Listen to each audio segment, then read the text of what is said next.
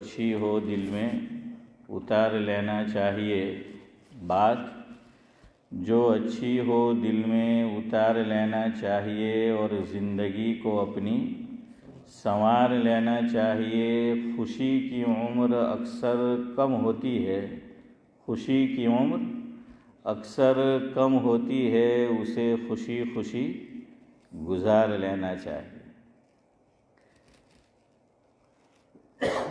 چھوٹوں سے جب معاملات بگڑنے لگے، چھوٹوں سے جب بات بگڑنے لگے تو بڑوں کو معاملات سنبھال لینا چاہیے۔ بہت ہو چکا موبائل کا کھیل، اب تو ہاتھوں میں قرآن لینا چاہیے۔ بات جو اچھی ہو دل میں اتار لینا چاہیے اور زندگی کو اپنی سنوار لینا چاہیے۔ بزرگان محترم، گفتگو یہ چل رہی تھی گزشتہ کل کہ جو بھی درس کا سلسلہ ہوتا ہے تو اس میں جو سامعین ہوتے ہیں، جو مجلس میں شرکا ہوتے ہیں، حضرت مولانا الیاس گمن صاحب دامت برکاتہم العالیہ کا ملفوظ ہے، مفہوم یہ ہے، ہر ایک کا ذوق مختلف ہوتا ہے۔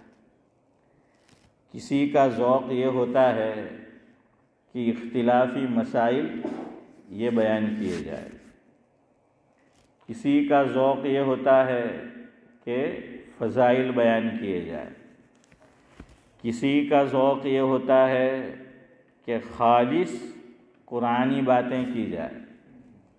تو الگ الگ ذوق کے لوگ مجلس میں موجود ہوتے ہیں۔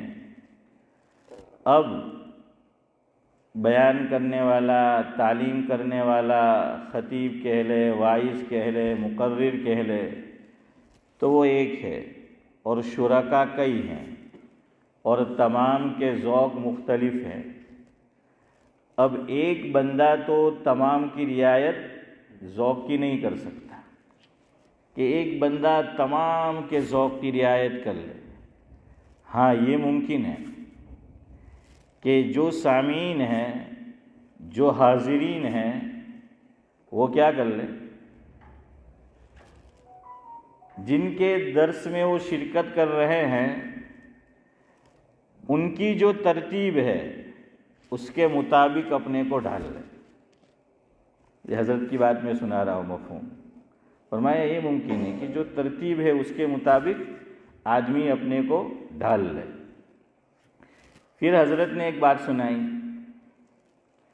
کہ میں یعنی حضرت مولانا الیاس گمن صاحب دامت برکاتہم العالیہ، صاحب احسن الفتاوی، حضرت مولانا مفتی رشید احمد صاحب لدھیانوی رحمۃ اللہ علیہ کی مجلس میں موجود تھا۔ تو حضرت نے ایک بات سنائی اپنے متعلق، خود کے تعلق سے، جس سے بھی اس بات کو سمجھنا آسان ہو جائے گا کہ آدمی جس کے درس میں شرکت کر رہا ہے اپنے ذوق اور اپنے مزاج کو اس کے مطابق ڈھال لے، اس کی کوشش کرے تو ہو جائے گا۔ پھر حضرت فرماتے ہیں کہ جو یہ کام کرے گا تو وہ ہمارے ساتھ چلے گا، اور جو نہیں کرے گا، کوشش کرتا رہے گا تو وہ بھی چلے گا۔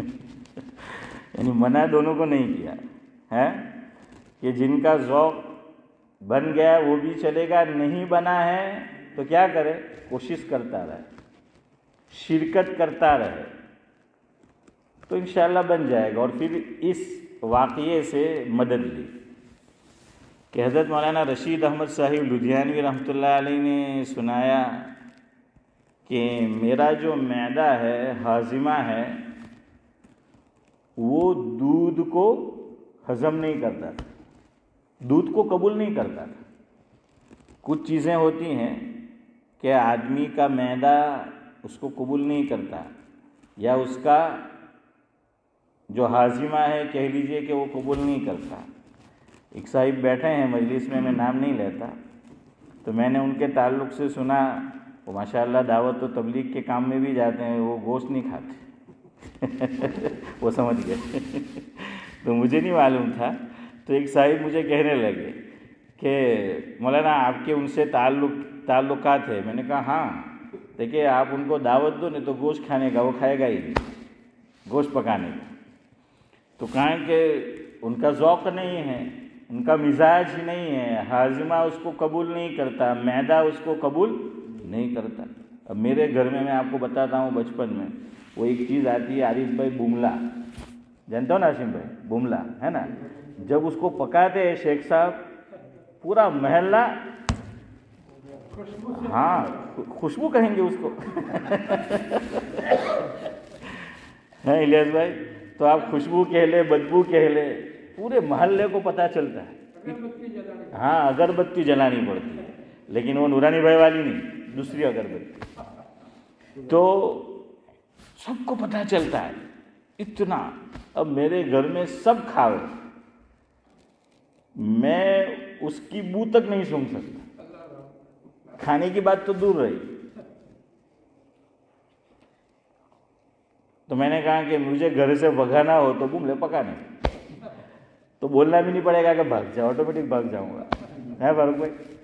تو ایک ذوق ہے، حالانکہ میرے گھر میں سب کھاتے ہیں لیکن بالکل نہیں، وہ مجھے اچھا ہی نہیں لگتا، بو تک اس کی جو ہے برداشت نہیں ہوتی. تو ہوتا ہے آدمی کو ایسا.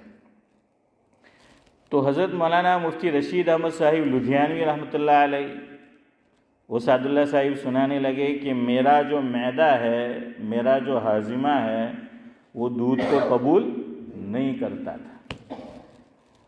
اور حدیث میں ہے کہ آقا کو دودھ پسند تھا صلی اللہ علیہ وسلم، آقا کو دودھ پسند تھا.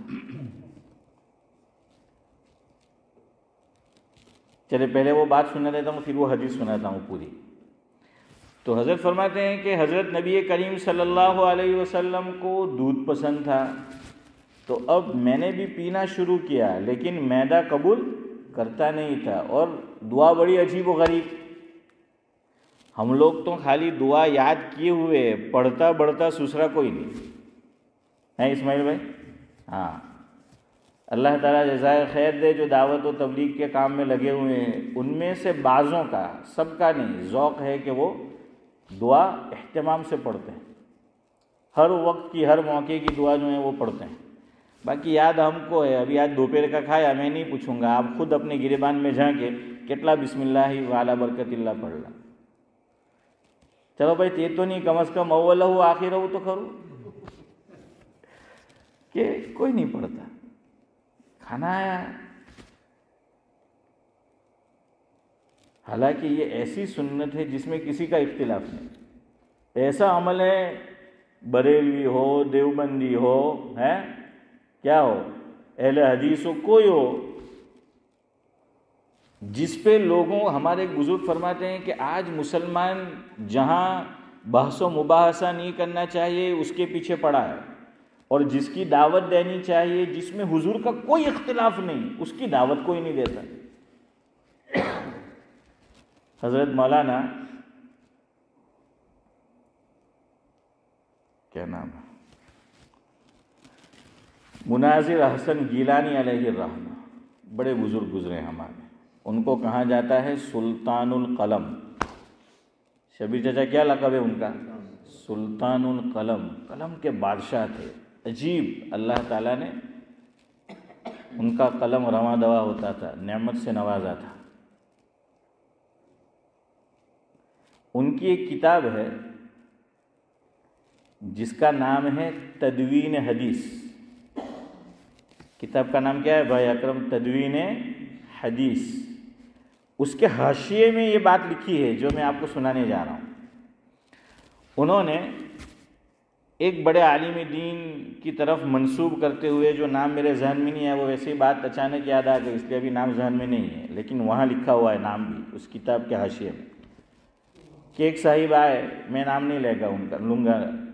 کچھ لوگ ہیں ان کو ہر موقع پر بحث ہی سوچتی ہے، نماز کے بعد ملیں گے تو کہ نماز ایم نہیں پڑھوں تو کہ بھائی رفع یدین کرنا چاہیے، آمین زور سے پڑھنا چاہیے، پاؤں جو ہے وہ چوڑے ہو کر جو ہے صاف وہ جو ہے کھڑے ہونے چاہیے. تو ایسی باتوں میں الجھتے رہتے. اب حدیث دونوں طرف ہے، دونوں طرف ہے. تو چلو دونوں طرف. سعد اللہ صاحب رفع یدین اتنے سالوں سے کرتے آ رہے، کبھی ہم نے ان کو منع نہیں کیا. حشیم بھائی کیا کرنا بھی مت ہے، اور نہ انہوں نے ہمیں یہ کہا کہ مولوی صاحب آپ رفع یدین ایک سے زائد مرتبہ کیوں نہیں کرتے. کیوں ہم جانتے ہیں کہ بھائی حضرت امام شافعی رحمۃ اللہ علیہ کی جو رائے ہے تو ان کے پاس بھی کیا ہے، دلیل ہے، حدیث ہے. اور ہمارے جو امام ہے وہ یہ جانتے ہیں کہ بھائی ان کے پاس جو ہے وہ ہیں. تو بھائی دونوں طرف کی روایتیں ہیں، پھر کیوں جھگڑا کرتے. تو ایک بزرگ کے پاس اسی طرح کے ایک عالم جو اس طرح کا ذوق رکھتے تھے وہ آئے اور کہنے لگے کہ مجھے آپ سے بحث کرنی. تو بزرگ نے فرمایا کہ دیکھو سنو بات پہلے، تم جس کے تعلق سے بحث کرنا چاہتے ہو روایت تمہارے پاس بھی ہے اور روایت میرے پاس بھی ہے، میں جانتا ہوں دونوں کے پاس ہے حدیث. اور آپ جانتے ہیں دونوں طرف کے اقوال ہے، تو اختلاف ہوگا اس میں. تو یہ اختلافی مسائل ہے. اگلی بات اشفاق بھائی کیا بزرگ نے سنائی وہ یاد رکھنے کی. فرمایا ہے کہ میں آپ کو کہتا ہوں کہ چلیے آپ مجھے بتائیے کہ کھانے کے بعد کی جو دعا ہے اس میں کسی امام کا اختلاف ہے؟ کسی کا نہیں. کسی مسلک کا اختلاف ہے؟ کسی کا نہیں. سب ایک ہی دعا پڑھتے ہیں. کون سی؟ ہاں، گرچہ ایک دعا نہیں ہے، کئی دعا ہے، یاد رکھنا. ہم نے خالی ایک دعا یاد کر لی ہے، الحمدللہ الذی اطعمنا وسقانا وجعلنا. میں جان بوجھ کے ٹھہر گیا چودھری صاحب، منل ہی پڑھا تم نے آج بھی. میں نے آپ کو بتایا تھا حسن بھائی، کیا بتایا تھا؟ حدیث میں لفظ مین نہیں آیا. حضرت شیخ الحدیث مولانا محمد زکریا صاحب نور اللہ مرقدہ نورانی بھائی حضرت نے لکھا ہے، حضرت کا ذوق تھا، ان کی آپ بیتی میں بھی ہے کہ میں یہ چاہتا ہوں کہ دعائیں وہ پڑھو جو آقا سے مروی ہو. ٹھیک ہے، بزرگوں کی دعا اپنی جگہ اور اس کو پڑھنا جائز ہے، گنجائش ہے، لیکن فرمایا کہ جو نور آقا کی دعا میں ہوگا وہ بزرگ کی دعا میں نہیں ہو سکتا. دونوں کا آپس میں کیا کرے کہ اگر کمپیئر کرے تو کوئی جوڑ نہیں ہے. تو حضرت نے فرمایا کہ زکریا کا تو ذوق یہ ہے کہ جتنا حضور سے مروی ہے اتنا پڑھو، اس پہ جو ہے وہ عمل کرو، کہ اس میں ایک قسم کا کیا ہے، وہ نور ہے. تو اس لیے میں بھی آپ کو منع نہیں کرتا، لیکن کوشش کرو کہ جو دعا حدیث میں جس طرح آئی ہے اتنا پڑھو. آج دنیا شارٹ کٹ کو پسند کرتی، ہر چیز میں کیا چاہیے عارف بھائی؟ شارٹ کٹ چاہیے نا، شارٹ کٹ چاہیے. تو حضور نے سمپل اور سویٹ اور سمپل دونوں جو ہیں وہ ہیں، لیکن ہم نہیں کرتے.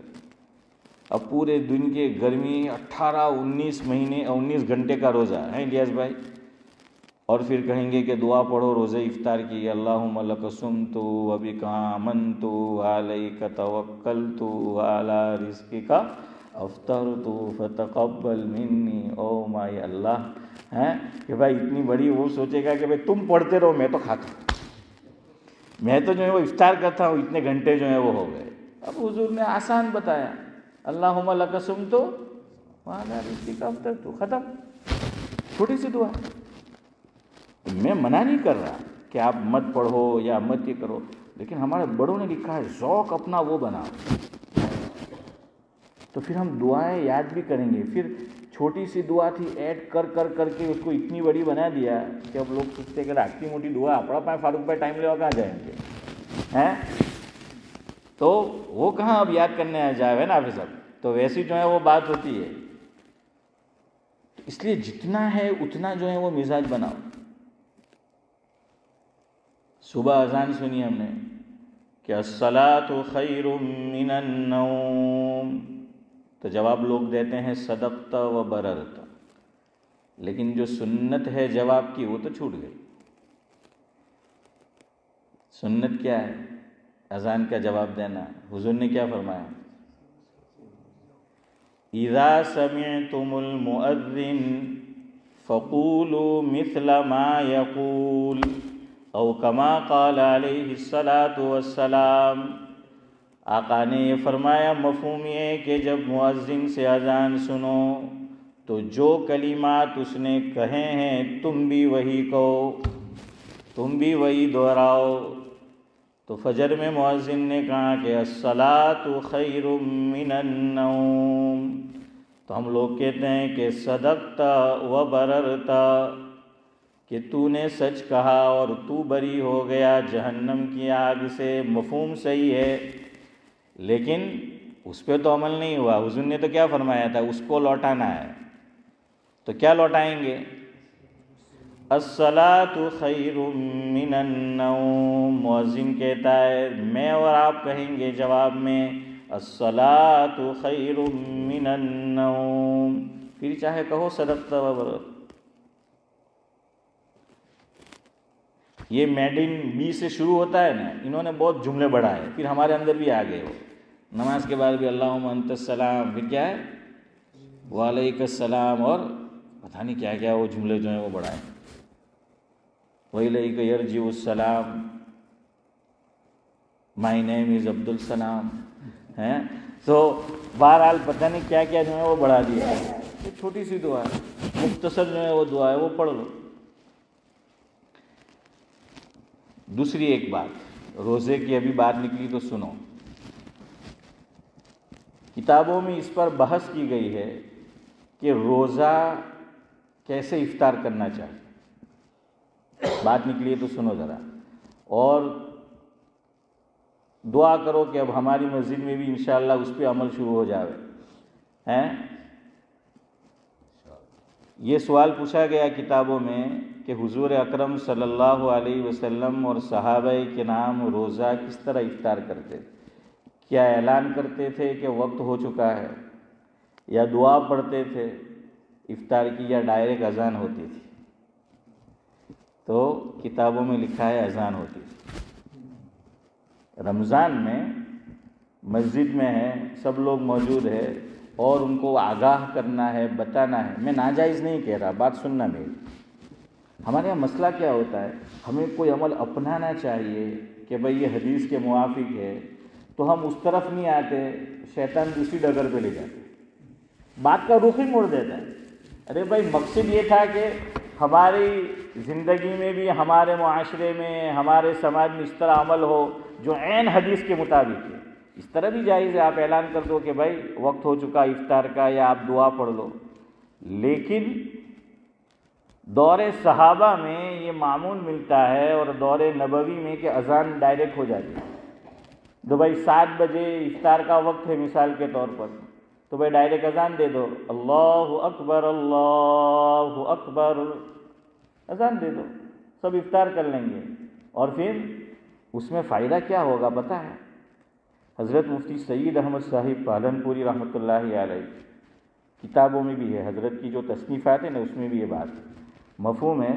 حضرت نے فرمایا کہ ہم دعا صحیح جگہ نہیں پڑھتے افطار میں، اور دلیل کیا کہ جو دعا میں اور آپ پڑھتے ہیں نا اس کے معنی پہ غور کرو، میننگ پہ غور کرو، کہ اللہم لک صمت، کیا معنی ہے؟ مفہوم یہ کہ اللہ میں نے آپ کے لیے ہی روزہ رکھا۔ کس کے لیے میں نے روزہ رکھا؟ کہ اللہ میں نے آپ کے لیے ہی میں نے روزہ رکھا۔ وَعَلَىٰ رِزْقِكَ أَفْطَرْتُ، اور جو رزق آپ نے مجھے عنایت کیا، مجھے عطا فرمایا، میں نے اس سے افطار کیا۔ کیا کیا نورانی بھائی؟ افطار کیا میں نے اس سے۔ ارے بھائی ابھی تو افطار کیا نہیں، اور دعا پہلے پڑھتے۔ سمجھ آ رہا ہے حضرت مفتی سید احمد صاحب پالنپوری رحمۃ اللہ علیہ کیا کہنا چاہے؟ اور بھی علماء نے لکھا ہے، میں نے حضرت کا نام اس لیے لیا، دیکھیے میں کوشش یہ کرتا ہوں ایسی کتاب کا نام لوں جو آپ نے بھی سنا ہو یا آپ تک رسائی ہو، تو وہی نام لیتا ہوں۔ ایسے بزرگ جس کو آپ جانتے ہو، جن کو آپ جانتے ہو، تو ان کا نام لیتا ہوں۔ تو یہ کتابوں میں بھی ہے، اور بھی علماء نے لکھا ہے کہ بھائی معنی پہ غور کرو، یہ دعا تو بعد میں پڑھنی ہے۔ اب ہم کیا کرتے ہیں، کوئی چیز ہوئی کہ نہیں، چلو یہ دیکھو میری طرف دیکھو، 7 بجے افطار ہے، تو اب ہم پڑھیں گے اللہم لک صمت وعلی رزقک افطرت، اور پھر کھایا ہے۔ تو کیا کر لیتے ہم، پہلے کر لیتے۔ یہ عمل کب کرنا ہے؟ کھانے کے بعد کرنا ہے۔ دعا کب پڑھنی؟ کھانے کے بعد کیوں وہ پڑھنی؟ تو وہ میننگ بھی یہی بتا رہا ہے۔ دوسری دعا شاید بہت کم لوگ وہ تو پڑھتے ہیں رمضان میں، روزہ اتنا لگا ہوتا ہے، ہو سکتا ہے یاد ہو سکتا ہے نہ ہو۔ چلے بتائیے دوسری دعا کون سی پڑھنی جو خالص پانی پینے کے بعد ہے؟ ہم کو 2 چیز چاہیے افطار کے وقت، کیا چاہیے؟ کھجور اور پانی۔ کچھ لوگوں کو اور چیز چاہیے، تو پھر ان کو مسجد کے باہر ہونا چاہیے، کیونکہ وہاں پھر سموسے بھجے بھی ہوتے ہیں۔ مسجد کے اندر کے ہال میں کیا ہوتا ہے؟ کھجور پانی ہوتا ہے نا، کھجور پانی ہوتا ہے۔ تو دونوں کے لیے دعا آ گئی، کھجور کے لیے دعا آ گئی کہ اللہم لک صمت وعلی رزقک افطرت۔ اب پانی پینے کی بات دعا ہے۔ اشفاق بھائی مجھے ہے نا ادھر دکھتا نہیں نظر، 9 بجے تو ذرا بول دینا ہے، یہ گھڑی پہلے سے کل 7:30 بجے تھی، آج 9:10 ہے، تو بہرحال مجھے جانا ہے کہیں کام سے۔ اللہ اکبر، ترجمے پہ غور تو کرے ہیں حضور نے، کتنا اچھا مفہوم ہے۔ میں اور آپ دعائیں میننگ کے ساتھ یاد کریں گے نا تو پڑھنے میں لطف دوبالا ہو جائے گا، دعا پڑھنے میں مزہ آئے گا کہ ہم جانتے ہیں کہ ہم کیا پڑھ رہے ہیں، اللہ کا ہم کیسے شکر ادا کر رہے ہیں۔ تو آپ دیکھنا، اگر ہم معنی میننگ یاد نہیں کر سکتے زبانی، کم از کم دعا کو میں نے اور آپ نے یاد کی ہے تو گجراتی میں، اردو میں، انگلش میں، جو زبان ہم جانتے ہیں، بنگلہ میں، وہ میننگ ایک مرتبہ پڑھ لو تو کم از کم وہ مفہوم تو میرے اور آپ کے ذہن میں ہوگا کہ اس میں کہا کیا گیا۔ اصل مزہ، اصل لطف دعا کا اسی وقت ہے کہ جب میں اور آپ اس کا میننگ، اس کا معنی، اس کا ترجمہ یہ ہم جانتے ہو۔ اتنی اچھی اچھی دعائیں ہیں لیکن ہم میننگ جو ہے وہ نہیں جانتے۔ ہر آدمی چاہتا ہے کہ کھانا اچھے سے اچھا ہو، ہے نا، یہ ایک ایسا ذوق ہے جو سب کو ہوتا ہے اشفاق بھائی، کہ سب کو اچھا کھانا چاہیے۔ ہاں، اسی لیے بڑے بوڑھے کہتے ہیں کہ شوہر کا دل بیوی کو جتنا ہو تو اسے کیا آنا چاہیے، الیاس بھائی؟ پکاتے آنا چاہیے۔ اب آج کل کی لڑکیاں، عورتیں، ان کو پکاتے نہیں آتا، دماغ پکاتے بہت آتا۔ یہ بڑے بوڑھے کہتے تھے، میں نے اپنے بزرگوں سے سنا۔ کیسے؟ وہ کہتے ہیں حلق سے نیچے جائے گا۔ اگر مرد کے دل پہ قبضہ کرنا ہے عورت کو تو اچھا کھانا پکائے کہ حلق سے نیچے جائے گا تو محبت حلق سے نکلے گی، جیسا جائے گا ویسے ہی نکلے گی ہے۔ ہاں، اس لیے اس کو پکاتے آنا چاہیے۔ اور ہمارے بزرگوں نے اس کا خیال کیا۔ حضرت حکیم الامت مولانا اشرف علی صاحب تھانوی رحمۃ اللہ علیہ نے کتاب لکھوائی۔ کبھی آپ بہشتی زیور تو پڑھتے ہیں، کبھی اس کا کیا پڑھو، مقدمہ پڑھو، اس کی جو پرستاونا ہے وہ پڑھو کہ شروع میں جو ہے وہ حضرت نے کیا لکھا ہے۔ کہا کہ میں نے یہ کتاب کیوں، اب آپ جواب دو، لکھی یا لکھوائی؟ ہاں، جزاک اللہ، یہ بھی آپ کو میں نے بتایا تھا، یہ تو آپ نے یاد کیا کہ لکھوائی ہے حضرت نے۔ اس کی ایک دلیل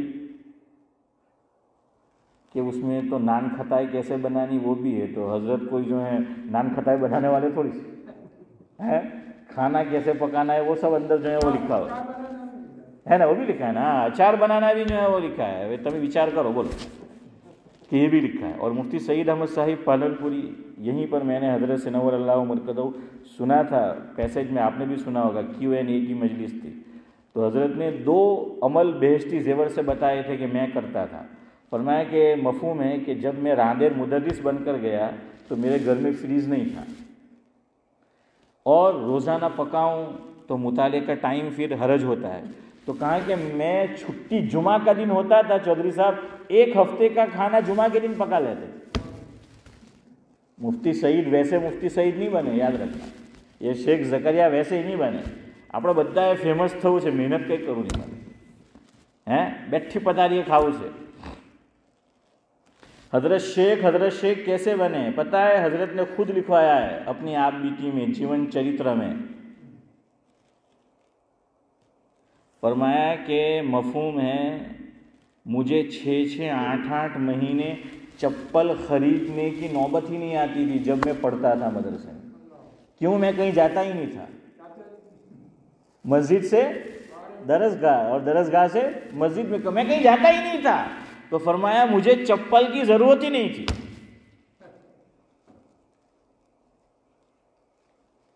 और फिर घर में तरबियत भी फिर वैसी. कहा मेरे वालिद हर नमाज में मुझ पर कड़ी निगाह रखते थे कि मिसाल के तौर पर मगरिब की नमाज मैंने इलियास भाई के पड़ोस में पढ़ी, इशा के बाद में अब इलियास भाई के पड़ोस में है तो मेरी खैर नहीं, मिसाल के लिए. क्यों? कहा कि तू दोस्तियाँ करता फिरता है और दौरे तालिब इल्मी में जो दोस्तियाँ करता है उसे इल्म नहीं आता. हजरत फरमाते थे बाज़ मरतबा मुझे डर लगता था कि भाई पहला आવીને મેં કોલ બાંધી દીધો, આરીફભાઈ મારા બાજુમાં આવતા માની લ્યો, તો મગરીબમાં એવું થયું કે આરીફભાઈ ઉતાને મેં પછી આવ્યો. હવે ઈશામાં મેં આવ્યો, નમાઝ ઊભી છે તો વાળ ફોડી જવાય, હવે મેં કોલ બાંધ્યું ને ઈશામાં એ આવ્યો તો હું મરી ગયો કે ભાઈ બે નમાઝમાં હાથે કેમ? इस तरह तरबियत की. और फरमाया हज़रत शेख ने मेरी निगाहों में, मेरे मिजाज में वो शर्म व हया मेरे वालिदैन ने और माँ बाप ने डाली थी कि जो एक कंवारी लड़की के अंदर शर्म व हया क्या होगी उससे ज़्यादा मुझ में थी.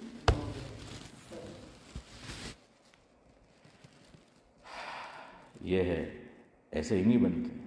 और उल्टा मामला हमारे यहाँ बचपन में शायद मेरे वालिद ने भी किया हो और आपके साथ तो ज़रूर किया होगा.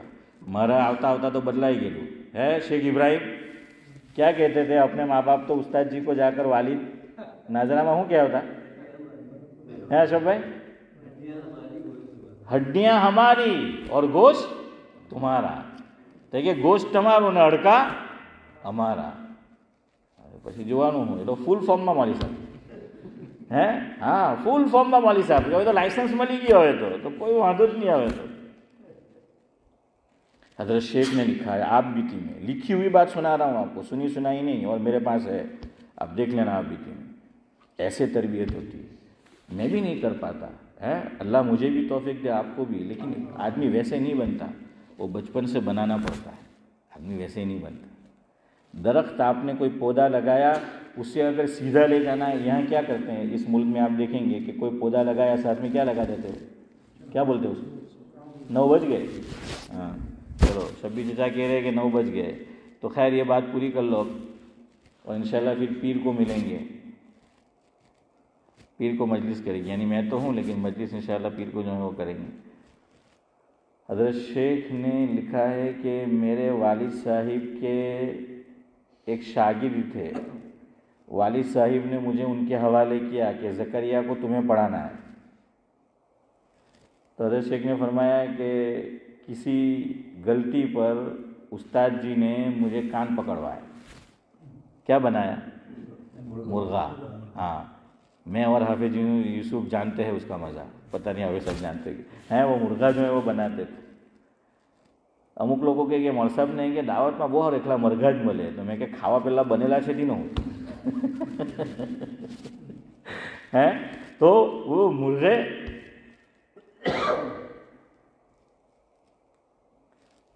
हज़रत शेख के वालिद मौलाना यहिया साहब रहमतुल्लाह अलैह ने देख लिया कि मैंने जिनके सुपुर्द किया है तालीम के लिए, उसने ज़करिया को सज़ा दी है.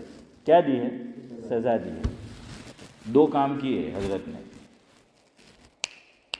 उनको कहा कि सुनो मियाँ, हमने अपने बच्चे को तुम्हारे सुपुर्द किया था तालीम के लिए, तरबियत के लिए नहीं. सुनना दिल के कानों से ये बात. આપણે તો બધું જ મોલસા પર લાગી દઈએ. મોટો થઈને પોયરો બગડે તો કે મૌલવી અબ્દુલ સલામ પાસે પડાવેલો, સાલા કંઈ પડાવ્યું નહીં, બગડે તો મૌલ સાહેબનું જ વાત. तरबियत घर से होती है, याद रखना. हज़रत मुफ्ती अहमद साहिब खानपुरी दामद बरकातुहुल आलिया, अजीब बात मैंने हज़रत से सुनी. حضرت نے فرمایا مفہوم یہ ہے آج تک ہمارے اسلاف میں تربیت کیسے کرنی ہے کوئی کتاب نہیں لکھی گئی. تو تربیت آدمی خود کرتا ہے, ماں باپ کرتے ہیں, سرپرست کرتے ہیں, ولی کرتے ہیں, گھر والے کرتے ہیں. فرمایا ہمارے اسلاف, اب تو ملے گی آپ کو تربیت کیسے کرے, لیکن پرانی بات کر رہے, اسلاف میں نہیں ملتی تھی. تربیت آدمی خود کرے گا. کتاب میں لکھا ہوگا کوئی کاربن کاپی تھوڑی بنا سکتا ہے. ہر ایک کا مزاج کیا ہوتا ہے, الگ ہوتا ہے نا. ہاں, ہر ایک کا مزاج جو ہے وہ الگ ہوتا ہے. રાંદેર વાળા એ તો લખી આપી કે રાંદેરના રાંધવાની કળા હે સ્વાઈભાઈ પીપળી પાસે લઈ લેજો ઓહે કદાચ, لیکن یہ نہیں کہ تربیت کیسے کرے وہ ماں باپ کو کرنی ہے, اور ہم اس کو جانتے نہیں. ہم سمجھتے ہیں کہ تعلیم بھی استاد دے گا, تربیت بھی, تربیت گھر سے ہوگی. استاد نے دعا سکھا دی, یہ تعلیم ہے. تربیت ہم کریں گے, بچے سے کہیں گے گھر میں آیا سلام کر, اور کھانے سے پہلے دعا پڑھ, کھانے کے بعد دعا پڑھ, ٹوائلٹ میں جا رہا ہے دعا پڑھ, سونے سے پہلے دعا کر. ماں باپ تربیت کریں گے. تو استاد جی سے کہہ دیا میاں تمہیں نہیں آتا تعلیم دینا, تربیت ہمارا ذمہ ہے. آج سے یہ زکریا تمہارے پاس نہیں پڑھے گا, اس کو ہم پڑھائیں گے, یا ہم جہاں چاہیں گے وہاں جو ہے وہ رکھیں گے. تو ایک تو فارغ کر دیا کہ آپ نہیں, اور دوسری بات کیا بتائی کہ تربیت کس کے ذمے ہے, ہمارے ذمے. خیر بات اس سے چلی تھی, چلو پھر چلیں گے, بات پوری کر لوں. اذان سے کیا کرو, روزہ افطار کرو کہ بھائی اذان دے دو, کوئی بات نہیں, پھر 5 منٹ بعد 7 منٹ بعد کیا کر دو, اقامت کھڑی ہو جائے, اور کیا ہو جائے, لوگ جو ہیں وہ یہ کر لیں گے. حرمین شریفین میں آپ دیکھیے کیا ہوتا ہے, جو لوگ عمرہ کیے رمضان میں کیا ہوتا ہے بولو, اذان ہوتی ہے نا. ابھی حسن بھائی جا کے رہا ہے. ہمارے یہاں انڈیا میں بھی کیا ہوتا ہے, میرے لاجپور میں بھی. ہاشم بھائی آپ کے یہاں کیا ہوتا ہے, اذان ہوتی ہے نا. فاروق بھائی آپ کے یہاں اذان, شیخ صاحب ہاں اذان. تم بھی کچھ بولو میری جان, ہے کیا ہے وہاں آپ کے یہاں اذان ہوتی ہے نا. ماشاء اللہ, ہمارے شیخ نے بول دیا اب ختم, خلاص, سکہ لگ گیا, اور مجلس بھی خلاص ہیں. یہ جب ہو جائے, شیخ صاحب انہوں نے کرسی پر بیٹھا ہونا, مطلب کہ چیئر پر بیٹھے ہیں تو ذرا اونچی تھی, مغز میں جلدی اترے.